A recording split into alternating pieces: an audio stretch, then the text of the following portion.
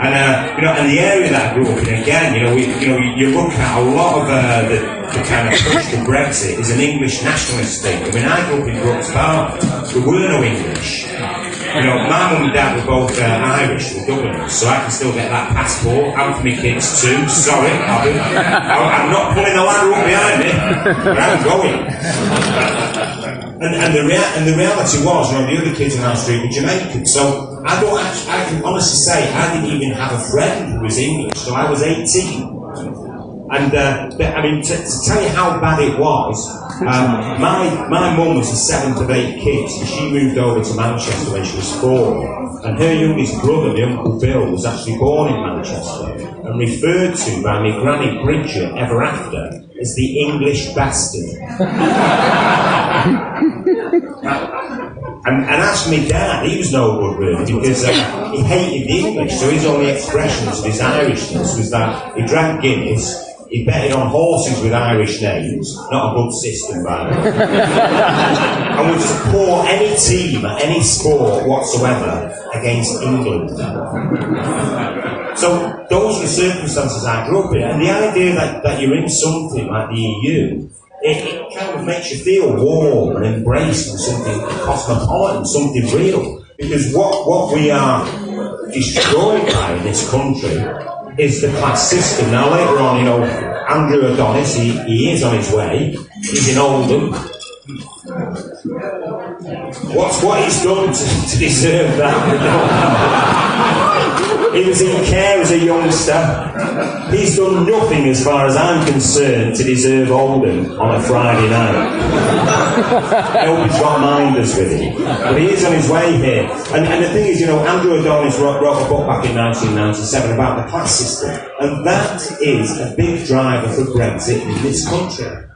And things have become divided across class divides, even though class doesn't really come into it, because depending on where those working classes are, they will have voted Leave or Remain.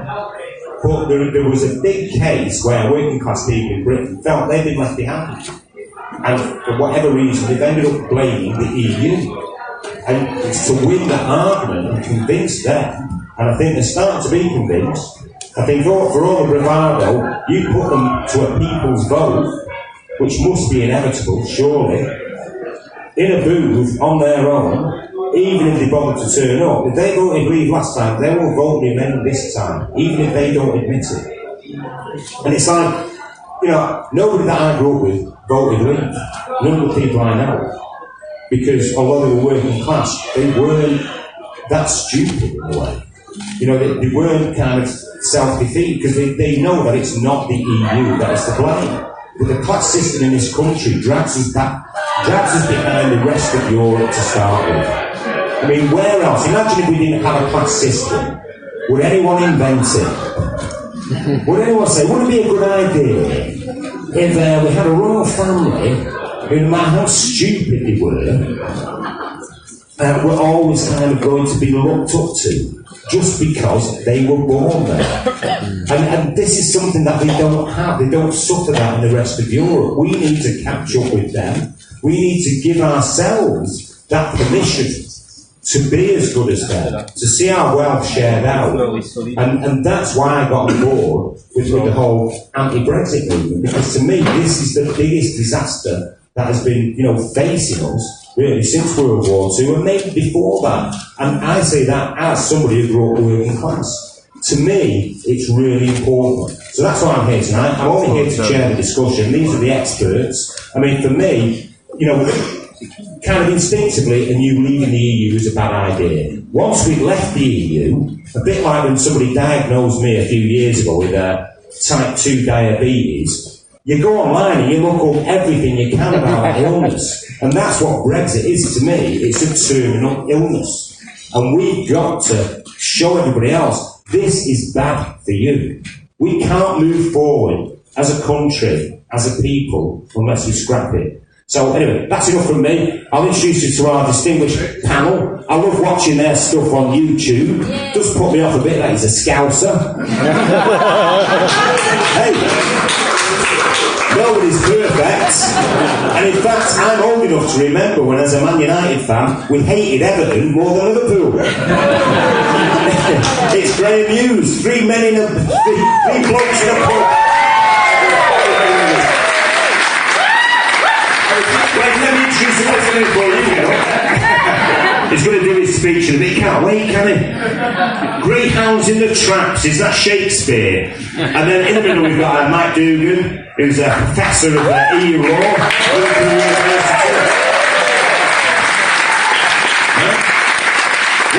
One of those experts. We don't need to hear from experts, of course, do we? And on the end there you've got Madeleine Kay, a warrior for the EU Supergirl, and she's going around everywhere.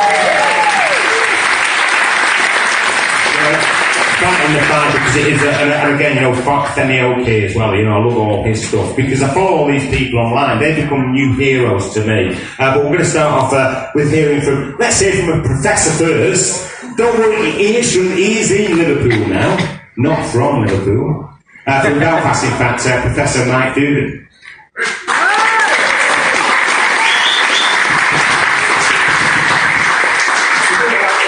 Thanks very much. Thanks very much for the invitation, obviously, to come over to Manchester. I've got a bit of a dilemma with this. Tom invited me. He said maybe you can talk either about the Irish border problem or about general Brexit stuff. And so what I did was I did both.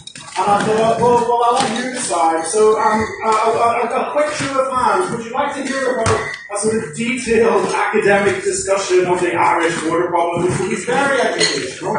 I'm assuming it will be useful, given that it's the main issue, which is in the news a lot these days. It might be useful for you as campaigners to know a bit more about it. Or would you like, as an alternative, my general sort of checklist of why Brexit is such a contemptible disaster and a stain on humanity?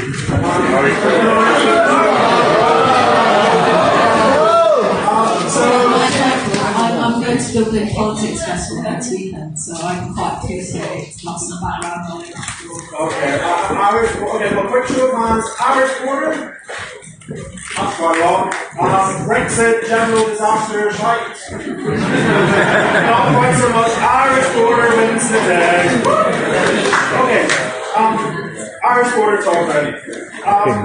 I think that first of all, just by way of background, of course, we need to remember that the law of attention is focused on the Irish border. The Irish border is only one of the major challenges which is facing Ireland north and south. Everybody agrees that Northern Ireland is going to be most damaged by Brexit.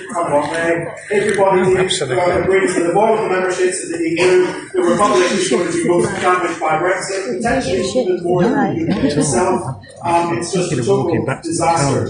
But it is the border question which is the most pressing, the most difficult to solve. Now, of course, the latest fashion in Leave propaganda, and it's only the latest fashion, is to deny that the Irish border problem is actually a problem. You'll probably have seen Sammy Wilson stand up in front of the news cameras and say that this is just being made up by the EU as a way of punishing the UK, that it's made up by remainers to try and keep the UK tied into the single market and customs union. Of course, that's absolute rubbish. Everybody who has two brain cells to rub together, therefore excluding Sammy Wilson, knows that this is a serious challenge, a very difficult challenge.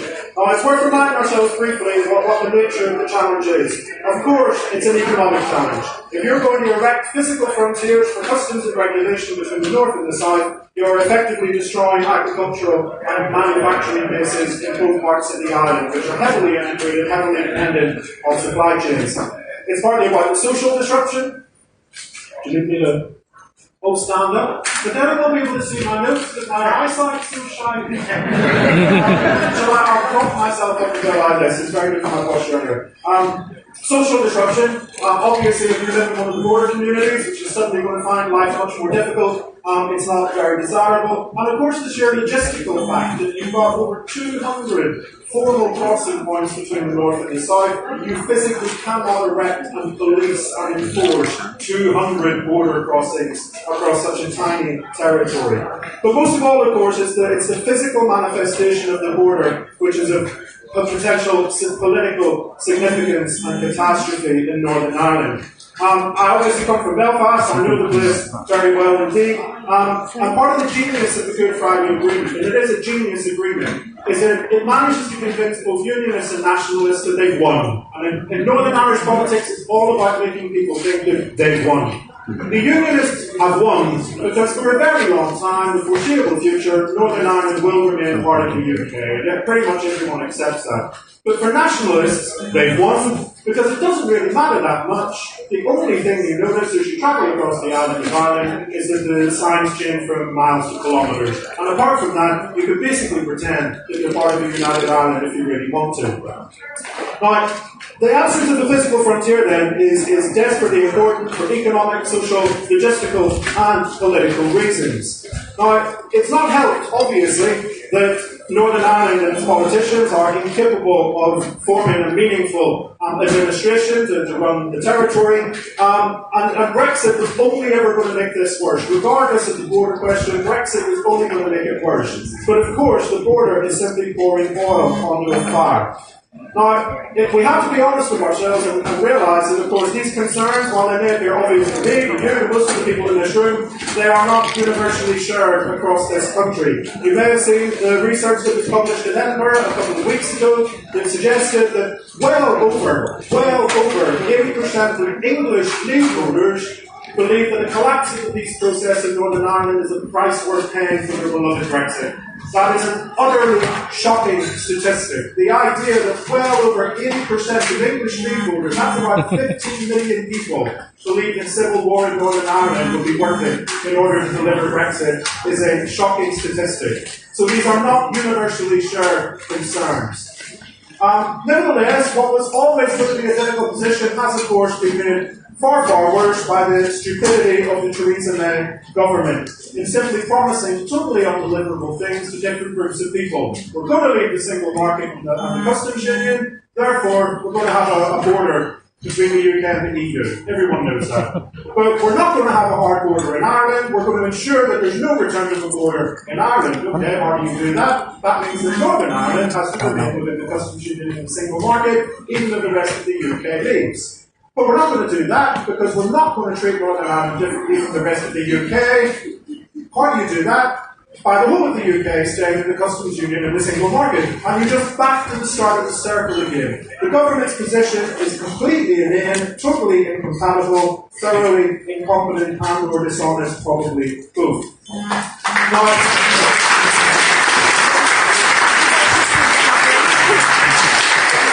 that's the nature of the problem. When I say the problem, of course, I mean that's the nature of one of the 20,000 problems that we have to deal with, but it's the problem that I'm talking about right now. What about the solution? Well, here I'm assuming that most people in the room know about the Joint Report of 2017, all of these obscure legal documents that suddenly get thrust into the limelight. And you probably know, of course, that the UK government is pinning its hopes on the idea of solving the Northern Irish border problem simply as part of the overall future relationship between the UK and the EU. The problem is, of course, that the UK government is completely incapable of coming up with any credible proposals for what that overall future UK-EU relationship might look like. The Chequers plan, if any of you are particularly interested, I did a little video on it in Liverpool a few weeks ago to point out just how rubbish it really is. But everybody knows that it's unworkable, let alone unacceptable to a large part of the UK Parliament. But it's simply unworkable, it's not deliverable. Now, whatever the UK government hopes, I'm sure we all know that they've committed to the backstop, a legally binding backstop, that regardless of what else happens, regardless of what might come, there will be no hard border in Northern Ireland. And of course, this is a genuine possibility. The backstop, Theresa May loves to pretend that it's just some theoretical thing that will never be used. It will never come into play. That's absolute rubbish. On any realistic assessment of the UK situation, the backstop is the most likely outcome of what will have to happen at the end of this transition period that she's negotiated. So this isn't a purely theoretical thing. It is almost certainly got to be designed to be workable and deliverable, because there's a significant chance that it might actually need to be used. As you probably all know, the EU's proposals for the backstop is that basically Northern Ireland should remain within the customs union and be significant parts of the single market. And that does mean, of course, that there will have to be new checks between goods travelling between Northern Ireland and Great Britain.